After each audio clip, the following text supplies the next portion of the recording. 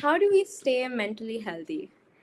We saw a few strategies to see, but how do we actually stay in a space where we are able to move on from the stress immediately, or actually know how to deal with it on a consistent basis and not forget about it or get an anxiety attack or a panic attack in that sense, right? The first way is the immediate reset. Doing micro self kindness honestly seems kind of strange, but it actually helps a lot. There are studies backing this to show that cortisol levels have reduced and resilience during high pressure periods has increased tremendously. The stress is just a part of your brain trying to protect you. It is trying to make sure that you are not experiencing the threat unprotected, that you have the weapons to actually run away when you can. It is a way to tell yourself that procrastination, while it is not a very good method, it's a bodily thing. It is a biologically thing that you are unable to control many times. But how do we actually move on from it? How do we get the productive part out of it? This is how we do it. The micro self kindness. We are patient with each other. We are calm with each other. Breaking up prolonged sitting. Many times we are sitting for so long, we're just studying and studying. Our brain actually tends to inflame. It becomes larger. Sometimes you feel like your brain is going to combust. Sometimes you feel like your brain is heated up.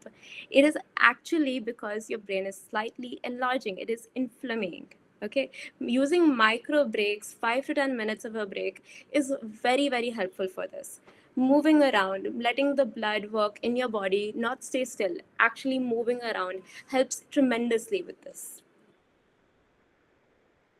The next would be some daily habits. One non study activity per day. Now, this could be anything from painting to going for a jog, or maybe playing badminton, or doing some arts and crafts, singing, playing an instrument. It could be anything that is not related to your study or your work. It increases motivation, it reduces your stress, and you get to indulge in something that has nothing to do with one of the main stresses of your life. Another thing is wakeful rest. This seems kind of contradictory, but there is a very strong point of resting while you are awake and not just going to sleep. Setting a cutoff time is one of the most important things. It is not the same as taking a break. It's not like you're going to take a break for about half an hour and you're coming back for it. That is not how it is. It is not that you are going to be studying for 20 minutes, taking a break, and then coming back. That is not a cutoff time. A cutoff time is when you decide that you're going to study for, suppose, 6 hours in the day. You study for the 6 hours, and then that's it. You do not study anymore. You do anything else but study.